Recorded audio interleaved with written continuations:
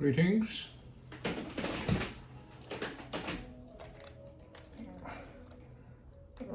This is Fritz here, and oops, daisy, I'm going to teach you about drawing me.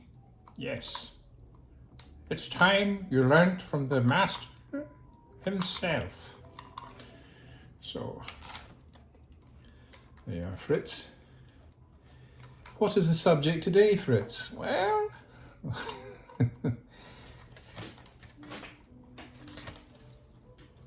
last week you did my pelvis. This week you'll do my femur.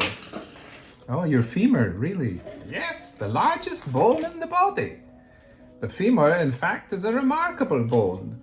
It is not completely straight because this would give it no tensile strength. In fact, the bone has a subtle curving twist in it, which increases the strength remarkably. Excellent. Thank you very much, Fritz. You know your own bones. Well, you know, I'm all bones. Yeah. So, here we have the femur, which is the largest bone in the body. Fritz is kindly displaying his for us. There it is. It's the single largest one that we have there. Now it fits beautifully into the hip socket. There's the little knob thing that goes in there, and there's gristle around it so it can twist and turn and do all sorts of things, sitting and standing and jumping and God knows what else. So that is your hip socket and your hip joint. Now it's interesting shape, you know, I always think of it like a little kind of man praying or something. I know it might not make sense, but there's the kind of shoulders and the head, and the fits in there, you know, so it adds a kind of, it's got a long body, of course, and then a pair of knees at the bottom. That probably doesn't make any sense, but these are the kind of ways artists' minds work. You can tell that we're not anatomists or biologists. We look for humanity, not for Cartesian reductionism. So the shape of it is, I can just draw it here. It's got a rounded top.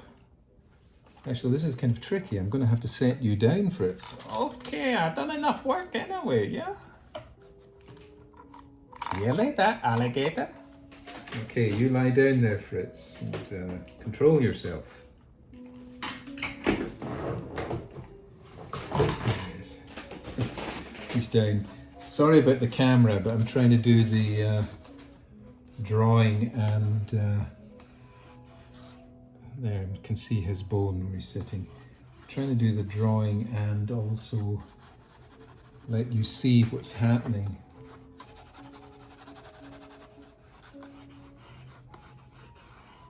And I don't have a kind of camera assistant who can zoom in and do things, so I have to do it all myself. So it's going to go in there. You've got that, like I say, I always think of it like a man praying. There's his head, there's his shoulder. It's coming down there. It's a long bone, which I'm not going to have enough room for on this paper, but you'll get the picture. I'm going to make it much shorter than it actually is, so I can fit in the bottom. As I said, it's the longest bone in the body, but I'm doing it sort of half length here. You do it at the full length, working from your books that I sent you and from the photographs that I mailed you earlier in the semester. I was talking to another professor and he was flabbergasted that I'd actually sent you all, bought books for you and sent you them free. He said, I hope they appreciate it. And I said, well, I think so, but I'm not getting that much emails and stuff sent by some of the students, you know, but they will show their appreciation as the semester goes on. So that's the shadow here at the side. I'm just going to quickly get that bone done there. And in like that, it's fitting into the side of the pelvis here. Like I said, I'm sorry, I've had to make it much shorter than it actually is so I can show you the top and the bottom on that paper. But you get the picture. At least I hope you do. So it's going around there top. Bevel fits into the pelvis that you drew. There it is. Remember, that's the one from last week, which you should have sent me all by now. And it is the shape of a kind of butterfly, and there's the head of the butterfly, which is actually the bottom of the spine. But there's the wings, and there it is, a strange butterfly. So here we have this thing. This is the femur. It fits into the pelvis. And underneath it, we're going to have the visualize. There's the bottom of the what I drew there.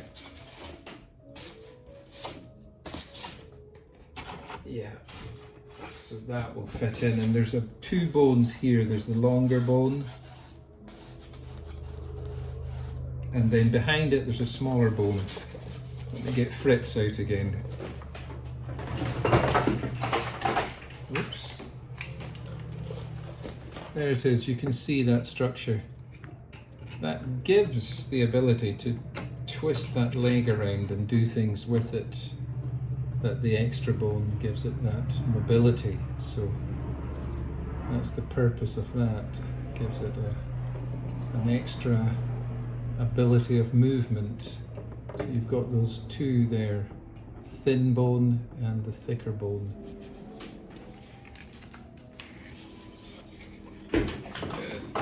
Thank you, Fritz. So I'm just going to quickly do that.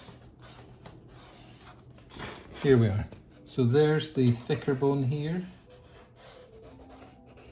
I'm doing these sketches, as you know, as you can see, in literally seconds. So you have to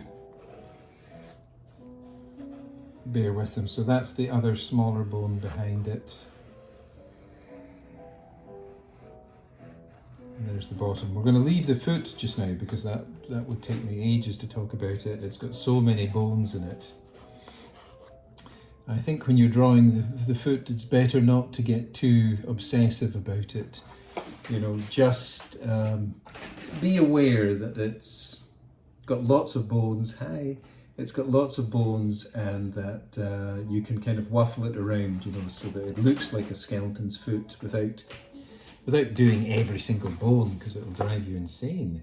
So there's the two bones for that. Now that fits on the femur, and then you've got the lower leg, so that would fit on there. And that little bone there that's at the front of the knee is called the patella. So those two are fitting on like that, and if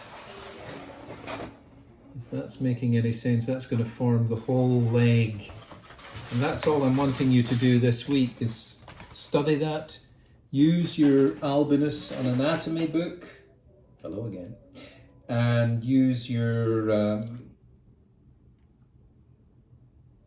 photographs that I've sent you.